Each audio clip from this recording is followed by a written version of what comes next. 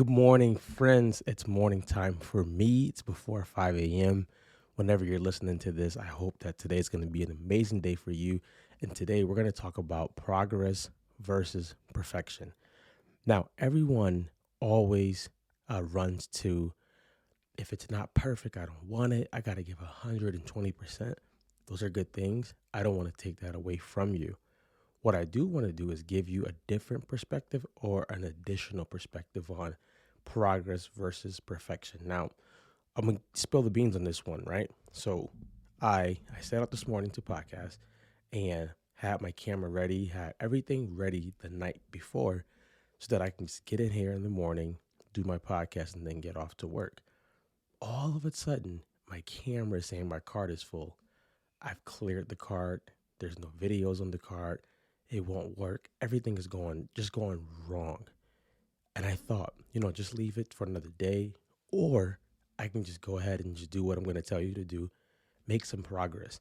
The progress right now for me is to get better at just being a podcaster. The progress for you, let's say your goal is to become more confident and sharing what you do for the world. The progress literally might be putting out a piece of content. So let's dissect this. Let's look at it. I'm going to always say when you're aiming to do something, try to get a coach. A coach can help you in so many ways. The shortcut is really having a coach. Let's look at that. What a coach can do for you is number one, they can bring accountability to you.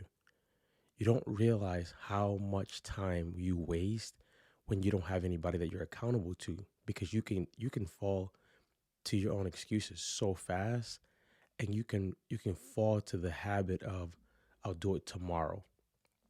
When you have a coach, someone you have to check in with, someone you have to report to, those things start to diminish. Excuses start to become no, you chose not to put time into your craft today. You chose not to put time into your work today. It doesn't mean that you couldn't have. Another thing that a coach can do for you is save you a lot of the hard lessons or the hard hits. I always say life is going to punch you in the face. It doesn't mean you need to keep getting punched in the face from the same lesson. A good coach can show you, hey, I tried A through Z a couple years ago. It didn't work. I'm going to show you how to do it this way or give you an additional perspective on how I think you should do it. Why is that important? You don't realize every hit that you take in relationships, business, um, hobbies, you don't realize every hit that you take can sometimes stop you. If your goal is to lose weight and every time you go to lose weight, it doesn't happen, after a while, you're going to probably start to think like it doesn't work or it isn't for you. So a good coach can help you give you some lessons that they've already went through. A author that I know, his name is Mike Murdoch. He said a long time ago, when you see a book that's written by somebody who you admire, buy it no matter what it costs. And at first I was like, why would I buy a book for $45? He said, you're paying $45 for 20 years of lessons. This person has put 20 years of lessons in this $45 book. Get the book. A coach can help you when if you're trying to get better at something. So that's progress. Another way to look at this progress over perfection is if you're not moving forward of some sort, you can never get good. So if your goal is perfection and you're waiting for the perfect moment, you're going to miss the moment. You're going to miss the moment. I do some content work for people and help them with content. And I always say, yes, you want to try to get your content looking good. You want to try to get it looking crispy, as Omar would say. But if you're not putting it out, you don't know what works. You don't know what your audience wants. You don't know what's actually sticking. So what you want to be doing is, hey, I'm gonna test the waters. I'm gonna put some stuff out. Gary Vaynerchuk, right? Probably one of the most prolific content kings ever. Always says, document over create. Just put things out. Try it. What you don't realize is when you are going progress over perfection is you're working out a couple mental muscles. One of those mental muscles that you're working out is consistency. Can I show up day in and day out? Can I show up when things are not perfect? Can I show up when nothing is favorable? Can I show up when I have no motivation? Can I show up when things are going completely wrong? Remember, for the people who are watching this, the goal today was to put the camera in the spot that it's usually in, turn the camera on, come podcast. It's not working. I have a phone. I have a cord that can go to this phone, so I'm going to set the phone up. Then I tried to do front-facing camera, and that wasn't working. So I said, you know what? Do it the old-fashioned way. Put the phone in front of you. Go at it. Get the progress. Get the progress. You want to think about those reps. So the first thing it's doing, it's helping you work that. Well, the thing that's working right now is that mental muscle. The second thing it's also doing when you go progress over perfection is you're working out an emotional muscle. How am I feeling when I'm doing the things that I set out to do? If I hate what I set out to do all the time, I may need to go to the drawing board. But the emotional muscle that you're working out is I can do this because it's coming from my heart. It's coming from my heart. When you notice that someone's doing something that's coming from their heart, how it flows is a lot different. It's a lot different. And there's nothing wrong with getting to the bag. Nothing wrong with that. But when someone's doing something from their heart, you can feel it, you can sense it. You become almost drawn in by them.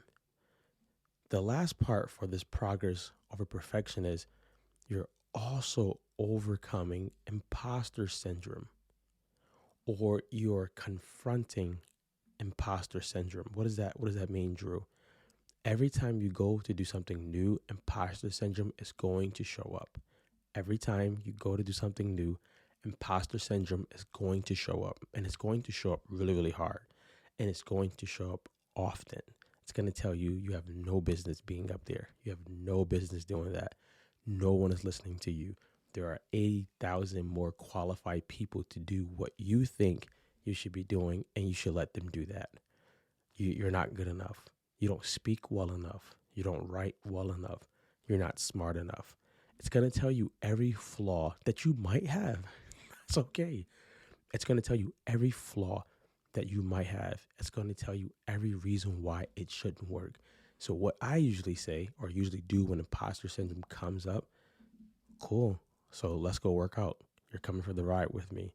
You can bring imposter syndrome on the ride with you. Since it's not going to go nowhere, use it as a tool to help you get better. When we go progress over perfection, we start to realize anything can be achieved. Karen Dweckly wrote a book called Growth Mindset a couple years ago. Go read it. It's phenomenal. And she talks about a fixed mindset is a person who only aims for things that they are good at. They only aim for things that they are good at. So if it's something that they're not naturally good at, they won't do it. A growth mindset is I can achieve anything if I'm willing to work at it. I can achieve anything if I'm willing to work at it. If I'm not willing to work at it, then nothing will get accomplished. But I can achieve anything if I'm willing to work at it. If you have that growth mindset, if you're willing to bring imposter syndrome on the ride with you, if you're willing to work out that mental muscle, if you're willing to work out the emotional muscle, if you're willing to maybe get a coach, you're going to see drastic success. And I go out on the limb and say you probably could see more success in a year following even some of those tips that I gave you than you can waiting for the perfect moment to post the perfect post, to pitch the perfect coaching program, whatever it is that you're trying to do. If you wait to be perfect, if you wait perfection, you're going to wait forever. Why not chase progression? Why not get better? Why not do it now? Why not do it ugly? You'll get better along the way. You'll feel better knowing that I'm making progress on something that I set out to do and something that I said I would do. Here's your challenge for the day. Which one of those tips are you going to do? Which one of those tips are you going to do? And when you do it, let me know. Hit me up on Instagram, Coach Drew Calls. Hit me up on Facebook. Hit me up. Let me know that you're going to go do something today. Be great, guys.